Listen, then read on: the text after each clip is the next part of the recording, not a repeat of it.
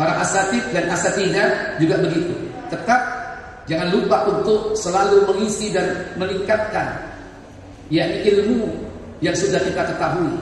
Terus di samping mengamalkannya, menjadikan suri toladan diri kita terhadap yakni para tulab, murid-murid santri-santri yang ada di sini juga terus tetap menuntut ilmu.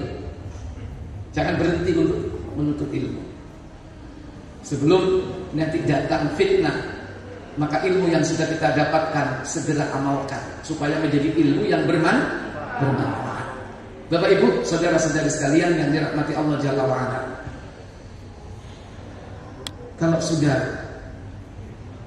masuk ke alam barzakh, sudah tidak akan punya kesempatan lagi untuk kembali ke dunia, apalagi untuk mempersiapkan bekal menghadap kepada Allah Jalla wa Ala di hari kiamat nanti. Maka waktu kita sebetulnya tidak lama, karena batas itu sampai akhir kita di dunia. Karena alam barzakh sekalipun belum kehidupan akhirat, di situ sudah merupakan negeri pembalasan, karena akan dibalas sesuai dengan amal perbuatan kita masing-masing. Wallahu a'lam.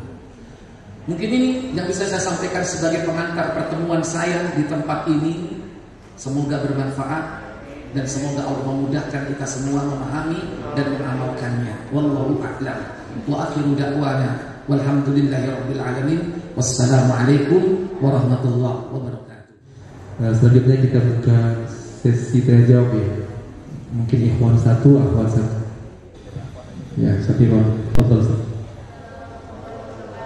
Yang ingin kami tanyakan Ustaz, saya pernah mendengar sebuah hadis ya tentang adanya himpitan kubur ya, di mana itu bisa menimpa semua manusia ya, baik yang muslim maupun yang kafir. Bahkan orang soleh pun tidak lepas dari fitnah tersebut. Bagaimana tentang itu? Kemudian satu lagi, tadi di hadis itu tentang pertanyaan dan jawaban dari mukmin, kafir dan munafik ya. Bagaimana dengan muslim yang ahli maksiat Ustaz? Bagaimana menjawab, bisakah menjawab pertanyaan dari Munkar dan Nakir? Apakah ada mendapat azab kubur atau bagaimana? Terima kasih Ustaz.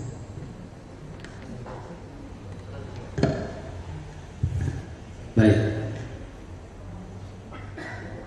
Ada kisah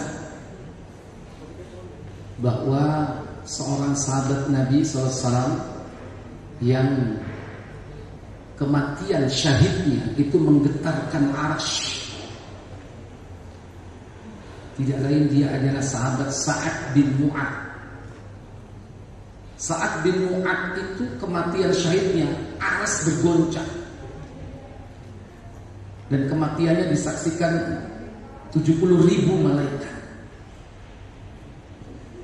Tetapi Sa'ad bin Mu'ad, orang yang sehebat ini saja mati syahid, dia masih tetap dihimpit dalam kuburnya. Berarti himpitan kubur itu pasti akan terjadi kepada setiap mukmin, siapapun dia. Cuman bedanya orang mukmin itu cuma mendapatkan himpitan hanya sekilas, sebentar aja. Laqad dhamma dhammatan thumma furrija'an. Begitu dia dihimpit sekali himpitan, kemudian dilepas. Itu Sa'ad bin Mu'ad ya, padahal matinya syahid. Bagaimana dengan kita? Iku bayangin sak detik awak dhewe pirang jam. Wallahu a'lam. Intinya bahwa himpitan kubur itu ada. Di sini ada sebuah riwayat dari Jabir, Rasulullah SAW bersabda, arsy hingga sana Allah bergetar karena kematian Sa'ad bin Mu'ad. Itu Sa'ad bin Mu'ad yang diberikan oleh Allah keutamaan. Cuman bagaimana dengan kita?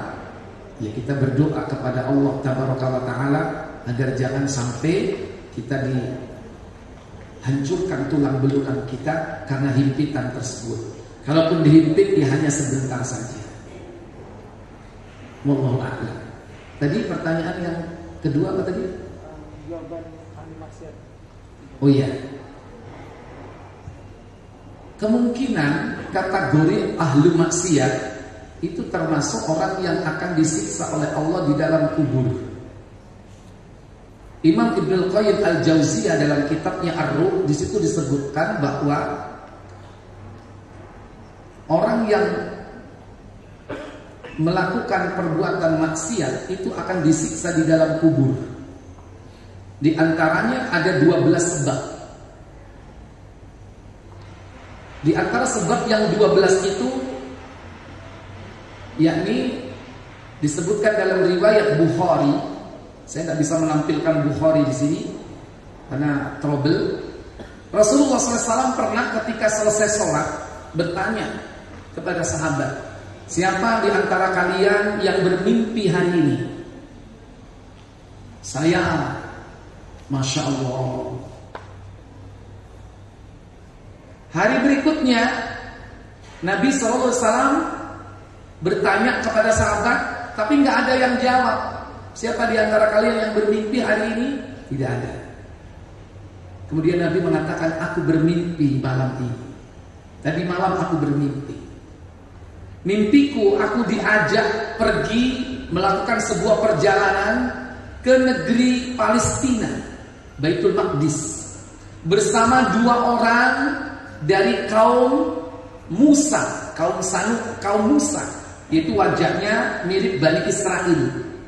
Wajah-wajah Bani Israel, 2 orang diajak melakukan sebuah perjalanan. Ketika sampai di suatu tempat, di situ ada orang yang ditusuk pipinya tembus sampai tengkuknya, kemudian ditarik sehingga pipinya menyatu. Kemudian bertanya Rasul kepada orang ini, siapa ini? Baik, lanjutkan perjalanan. Sampailah kepada orang yang tidur terlentang. Kemudian ada orang yang berdiri membawa batu besar, dipecah kepalanya.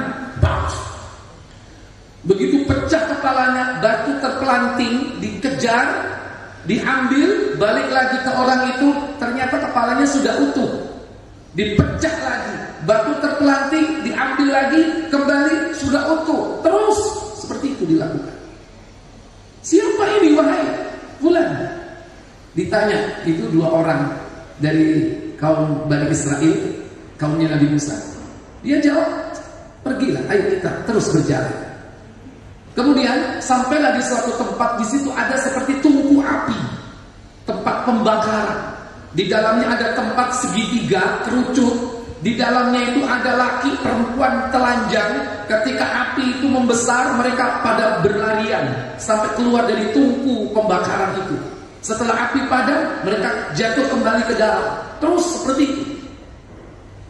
Ketika tanya Nabi, siapa mereka? Pergilah, kita lanjutkan perjalanan.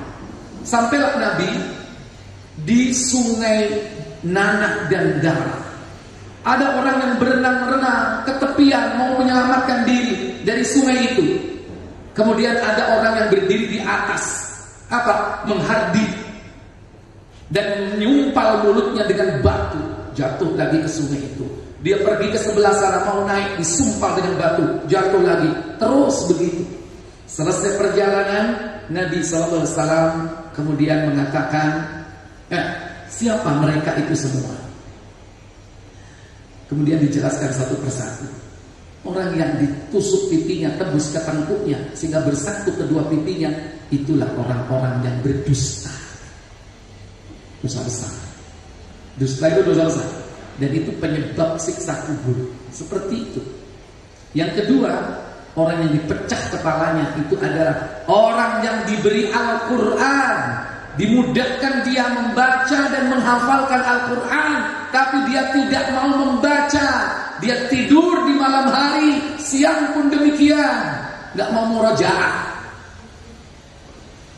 Orang kalau diberi Al-Quran, dia hilangkan atau dia remehkan Al-Quran itu, tidak mau membacanya siang dan malam, itu nanti dipecah kepalanya, di alam barzah.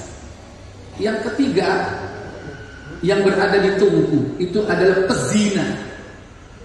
dikumpulkan di tempat yang satu, dibakar bersama-sama, laki dan perempuan. Yang keempat, yang berenang-renang di sungai darah tadi tidak lain adalah para murbi, yaitu pemakan riba.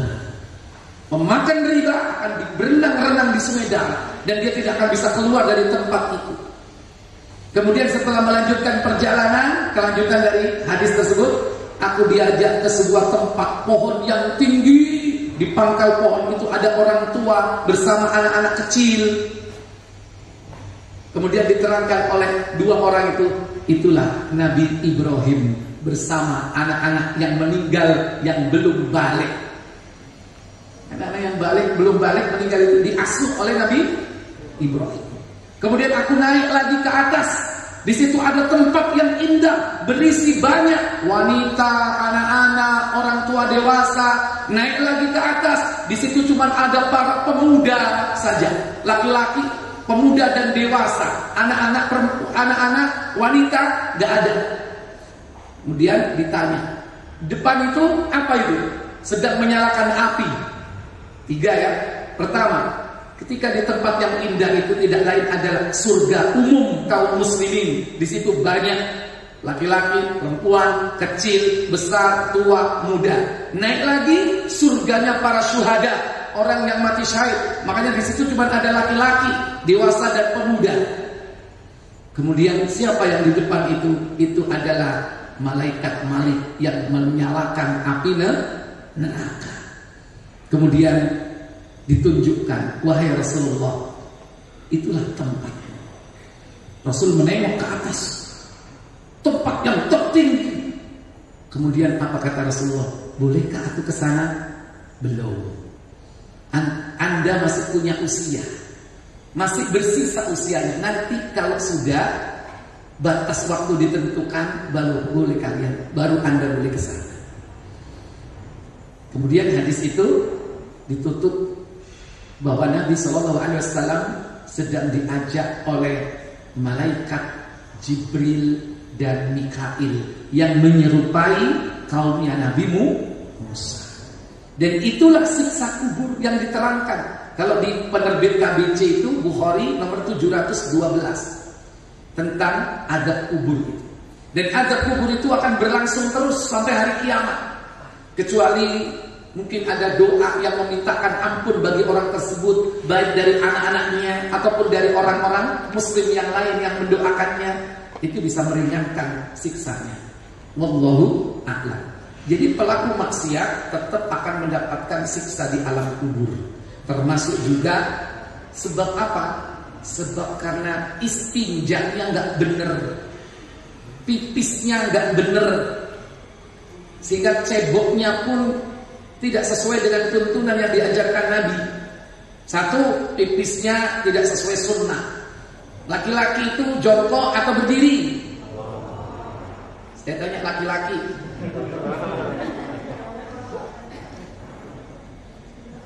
Yang perempuan sok tahu. Pak, Mas, kalau pipis jongkok atau berdiri? Jongkok. Maka saya sampaikan kemana-mana di masjid, saya tidak setuju dengan urinoir. Tahu urinoir? Itu tidak Islami itu, nggak Islami. Dan saya tuh heran kapan itu mulai masuk di negeri kita. 20 tahun yang lalu belum ada itu, betul? Sekarang di masjid-masjid malah pakai itu. Itu mengajarkan tidak Islami. Pipis dengan berdiri. Rasul seumur hidup, kalau menurut hadis Aisyah, nggak pernah pipis berdiri. Hanya 1 hadis dikabarkan oleh sahabat bahwa beliau itu pipis berdiri. Itu pun terpaksa karena di tempat sampah beliau terpaksa berdiri. Cuman hadis itu aja. Tapi kalau Aisyah bersaksi, beliau adalah orang yang dekat dengan Nabi, nggak pernah beliau pipis berdiri. Sesuai tuntunan, jongkok. Nah, karena posisi itu tidak benar, apalagi pakai celana berdiri, kemungkinan bisa terciprat oleh air najisnya itu. Ternyata urinoir itu dulu awalnya masuk itu dari hotel-hotel bintang 5. Saya masih ingat dulu itu di Surabaya, di Embong Malang ada hotel bintang 5 namanya Westin. Sekarang jadi Marioto kalau nggak salah. Apa? Marriott. Iya, jadi Marriott ya. Marioto nah ya. Dulu saya sempat di Westin itu ada acara, bingung mau ke toilet, ternyata, nah, iya tulisannya toilet, bacanya kan toilet. Reboisasi itu bacanya reboasasi. Tanya ahli bahasa. Oh iya.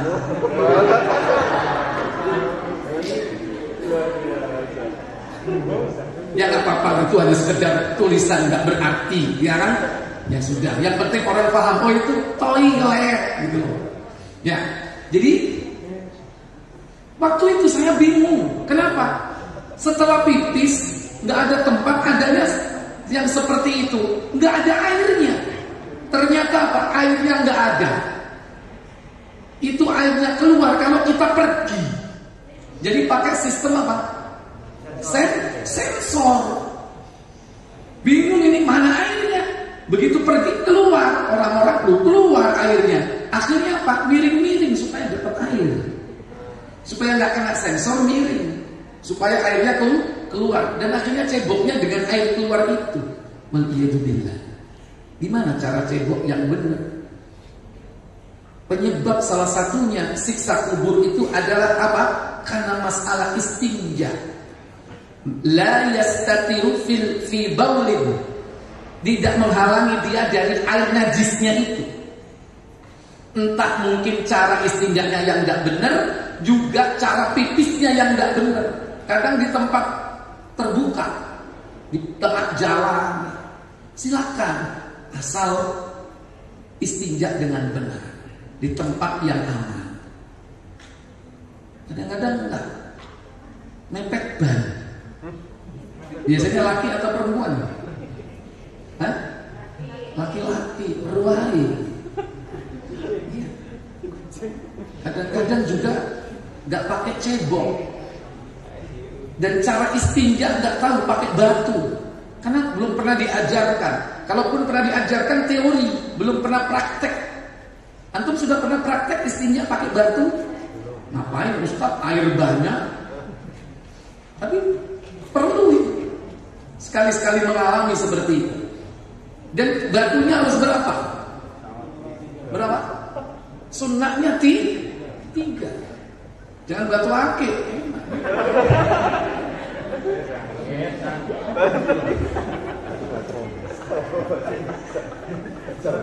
Ya. Jadi yang pertama itu. Sebab yang kedua dalam hadis tersebut apa? Wa yamsi fil ardi bin namimah. Dia berjalan di muka bumi ini dengan namimah. Apa namimah? Mengadu domba. Dia ngomong kepada si A, lu gak berani ya sama si B. Ngomong si B, kok ditantang gak si A? Dia bilang, orang seperti ini akan disiksa dalam kuburnya. Berarti ini pelaku maksiat. Nah, sama Ibnu Qayyim al-Jauzi disebutkan di situ, termasuk memutus silaturahmi, termasuk juga yaitu orang yang minum khamr, termasuk juga orang yang membunuh. Intinya seluruh dosa-dosa besar itu sangat potensi untuk disiksa dalam kubur. Dan dosa besar kalau dirangkum itu banyak sekali. Imam Az-Zahabi nulisnya lebih dari 70. Maka berhati-hati dengan dosa-dosa besar, karena itu membawa konsekuensi azab dan siksa kubur. Wallahu a'lam. Terima kasih Ustaz. Ya. Dan tadi berbicara tentang alam gaib, dunia alam gaib, diceritakan dengan berbagai macam bentuknya. Sedangkan dalam kehidupan kita di masyarakat itu banyak sekali mitos-mitos yang menyebar. Jadi ya yang kayak disebutkan tadi, gimana cara kita menyikapi mitos-mitos yang ada di sekeliling kita ini, sedangkan kita hidup di situ. Kalau kita diundang misalnya, gimana nggak hadir? Mau nggak hadir kita nggak, mau dihadiri juga itu hoax katanya. Nah, bagaimana cara mensikapinya yang seperti itu? Iya. Pertanyaannya belum spesifik ya. Tadi kan awalnya pembukanya mitos, ya kan?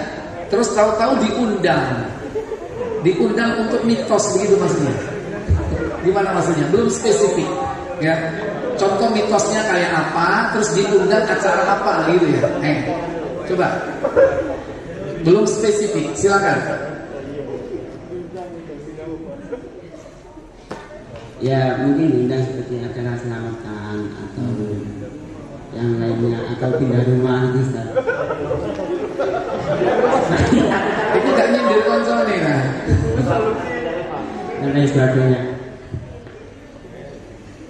Ya, baik.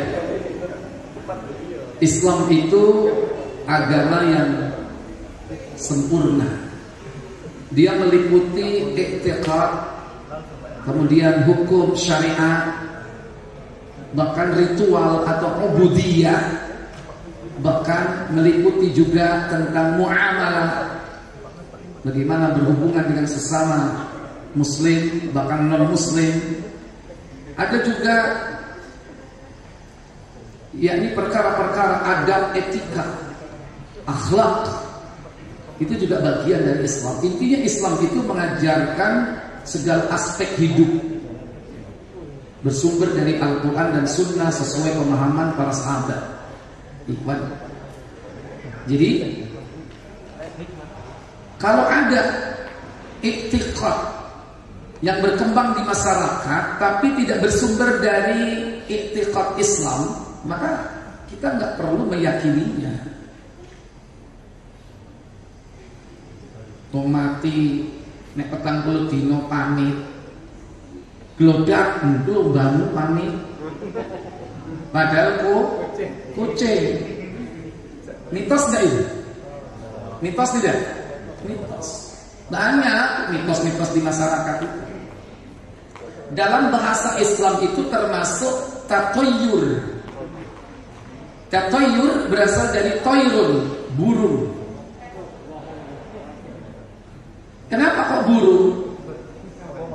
Nabi melarang tatoyur karena dulu orang Arab jahiliyah mereka itu meyakini khurafat, takhayyul.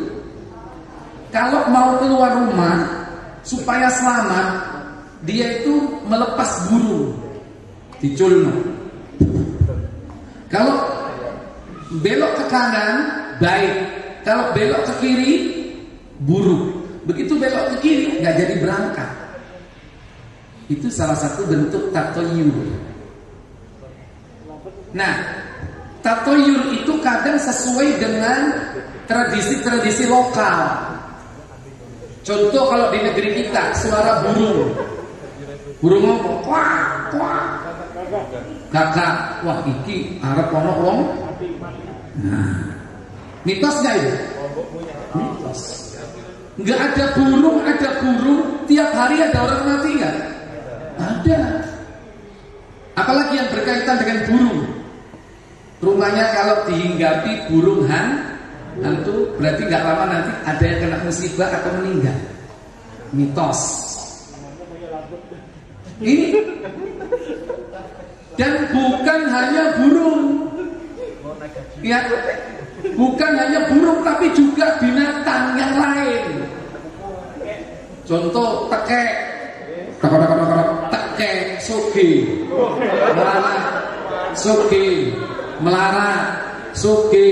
melarat. Begitu melarat mandek kapok. Kenapa? Karena yakin dengan mitos itu. Makanya dia miskin. Miskin apa? Miskin iman sebetulnya. Jadi banyak di negeri kita ini bukan hanya burung, cicak. Mau berangkat taklim ngaji kejatuhan cicak. Waduh. Apa sih guys? Gak usah berangkat. Itu contoh mitos. Bahkan bukan hanya binatang, apapun yang ada di tubuh kita. Contoh alamat kedut. Kedutan di sebelah mana? Sampai ada kitab primbonnya itu. Yang saya pernah iseng baca, katanya apa? Kalau kedutan di bokong kiri itu mau nikah. Mitos itu nggak ada. Ya, lalu sudah punya istri, kok kedutan sebelah kiri, terus mau nikah lagi gitu.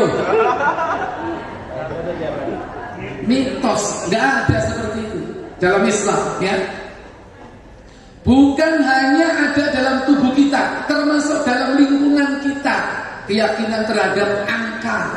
Angka berapa? 13. Ada nggak tetangga rumahnya yang nomor 13? Halo? Ada nggak gedung, kalau yang punya bukan seorang muslim yang taat, gedung, maaf, memasang lantai urut, ada nggak? Terutama apa? Lantai 4, ada nggak? Nggak ada. Karena mereka punya mitos 1, 3, 13. Pokoknya 1 tambah 3, 4. Pokoknya yang jumlahnya 4. Makanya lo perhatikan di gedung-gedung apartemen milik orang kafir, lantai 4, lantai 22 diganti. Kalau nggak ke bawah diganti apa? Upper ground, lower ground, basement dia. Padahal kalau antum haji atau umroh, lihat di gedung-gedung yang tinggi, di apartemen dan hotel di Saudi, saya tanya, urut nggak? Urut 1, 2, 3, 4, nggak ada apa-apa. Makanya antum kalau buat gedung yang tinggi, jangan ikut-ikutan seperti itu. Itu termasuk syirik. Percaya kepada seperti itu termasuk syirik. Percaya kepada Hong Wilaheng, Hong apa? Hong Sui. Percaya kepada Feng Sui, Sui edan. Percaya sama gitu-gitu itu ya. Islam itu tidak ada kecuali kita percaya kepada Allah Jalla wa'ala dengan keimanan yang sudah diajarkan oleh Nabi, ya. Jadi antum kalau hidup di masyarakat yang ada mitos seperti itu, antum seorang muslim, kita tetap berpegang kepada agama Allah. Terus pertanyaan kedua, apa? Diundang acara kayak ngono. Kalau acara seperti itu nggak ada tuntunannya, ya. Pertama, KW1 apa? Menolak. Mas, non sewu, nanti yang datang ya ke acara nanti malam. Tanya, acara apa Pak? Ini acara tingkepan anak saya. Melenting ditekep. Jauh lah ngono kan. Serengane ilmu gathuk. Madu. Apa? Tingkepan itu berapa hari? Berapa bulan? 7 bulan. Ada tuntunan nggak? Petok. Mungkin 7 bulan, ya. Itu ada ramesannya, itu makanan yang disediakan itu beda. Ada rujaknya, ada apa? Dawetnya. Jangan dianggap enteng, karena agama-agama sebelum Islam hadir di negeri kita, itu sudah ada agama yang suka ngerames seperti itu. Tumpeng bentuknya apa? Segitiga. Segitiga itu ada maksudnya.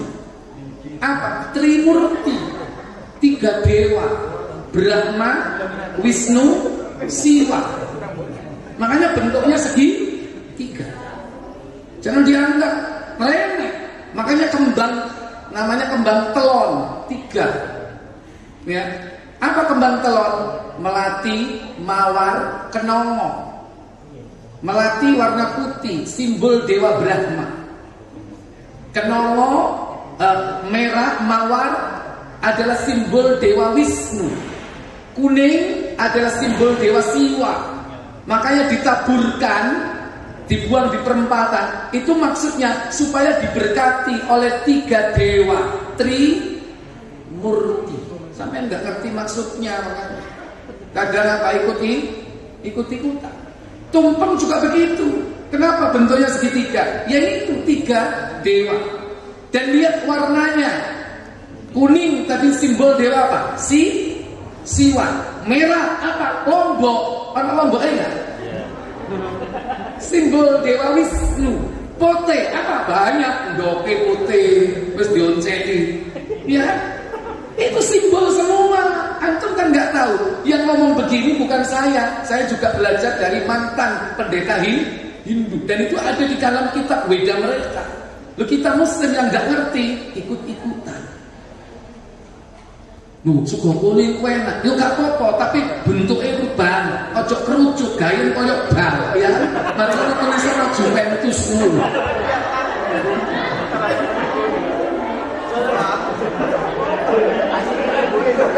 Loh, boleh ya, silakan. Ojo segitiga, kotak ya. Out of box, pokoknya out of box, jangan niru. Rames-ramesan itu dihilangkan semua. Lain kali jangan warna kuning, ya. Nasinya warna apa?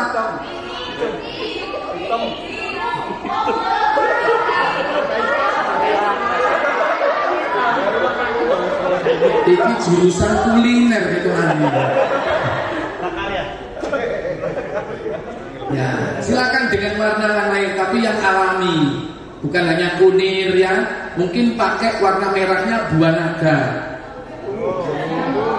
Coba itu dikreasi. Kalau enggak warna merahnya apa? Telo pacek. Terus telo pacek. Warna merah itu diparut warna jadi merah. Silakan. Pakai pandan. Ada juga warnanya. Banyak kreasi. Dan kita harus keluar dari bentuk-bentuk simbol-simbol yang bukan dari Islam, bebas. Ya. Kalau memang enak ya silakan, tapi jangan mengikuti.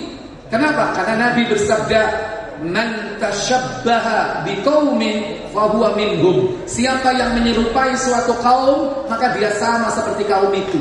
Hati-hati. Itu kaidah di dalam kita hidup dalam beragama.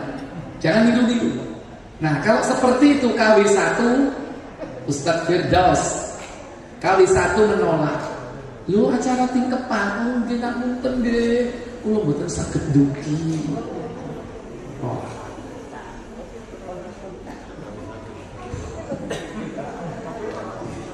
Nah tuh, yang kedua KW2. Ngerti gini acara itu harus tuntunan di dalam Islam, ya kan? Tetap teko. KW2. Tapi nang kono meneng ae. Wong padha maca meneng. Wong padha ngadeg ya, dhek lungguh dideloki wong. Gak ngadeg wong iki, gak ngormati blas iki. Kanjeng Nabi teko iki meneng ae. Bisa enggak kuat enggak seperti itu? Tapi tetap datang KW2. KW3 teko melok maca, ya melok mangan. Saya dulu awalnya di kampung begitu, diundang saya tolak dengan tegas dan lembut. Maaf, kalau acara seperti ini saya tidak melaksanakan dan saya menganggap ini bukan dari Islam karena ini tradisi. Jadi saya tidak menghadiri. Mohon maaf. Sampaikan yang lembut, ngapunten kula mboten saged dugi. Soale keluarga kula niki mboten nate nglaksanakno kados ngeten iki wau. Ngapunten. Tetep kula jenengan sampun enten kres lho nggih, tetep sak duluran. Nek perkara niki napa keyakinannya piyambak-piyambak. Tegas di depan tapi lembut. Nun sewu, maaf, meneh diundang maneh enggak?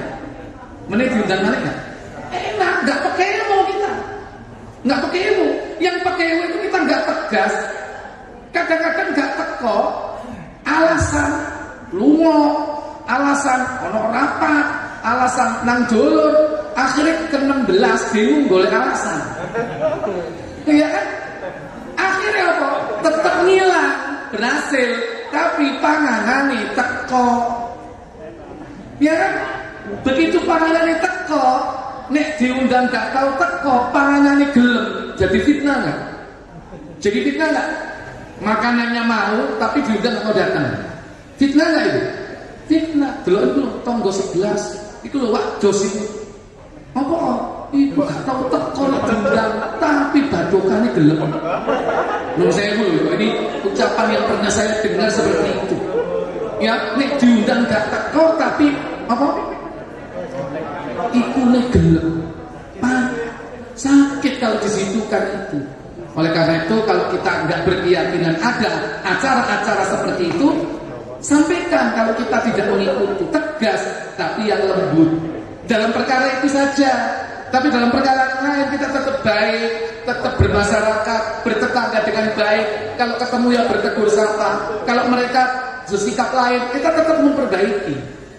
Itu cara bergaul di masyarakat seperti itu. Sehingga hidup ini nggak pekewo gitu.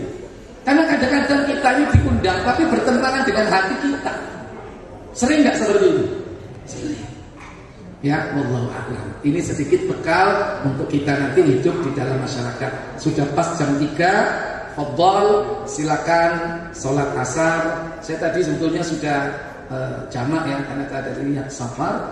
Semoga bermanfaat pertemuan kita semua dan diampuni oleh Allah dari segala dosa dan kesalahan kita serta sikap kita berlebih-lebihan, dan semoga Allah Jalla wa'ala menjadikan sekolah kita ini menjadi sekolah yang menjadi contoh untuk menegakkan din agama sesuai dengan tuntunan yang diajarkan oleh Nabi kita Muhammad SAW, dan menjadi percontohan sekolah yang memadu antara ilmu din juga dengan ilmu-ilmu duniawi. Wallahu a'lam.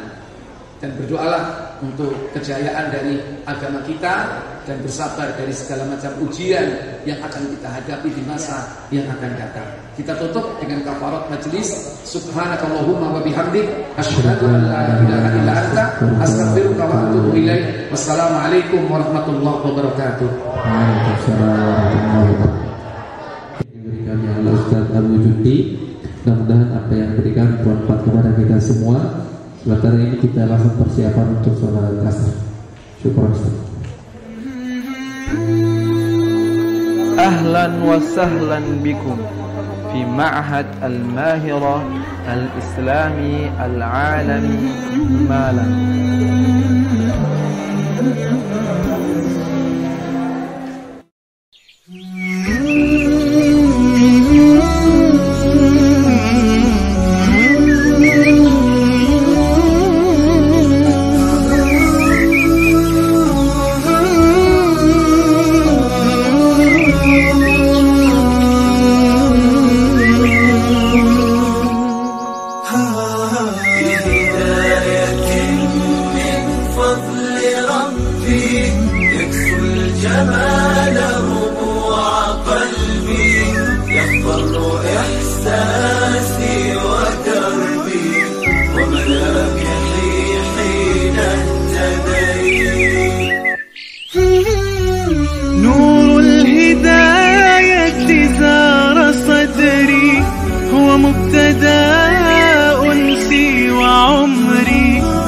عزمت للرحمن أمري وعلى خطاها مشي يا نفحة القرآن فوحي عطرا على قلبي وروحي يا بلسما يطوي جروحي لولا الهداية ما ارتويت.